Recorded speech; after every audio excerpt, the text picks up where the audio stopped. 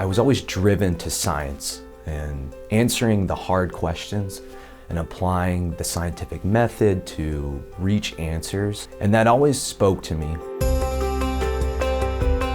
So I grew up in Keller, Texas, and I played rugby at Dartmouth. I had that mindset of what muscles, what tendons I'm using, apply that to orthopedics.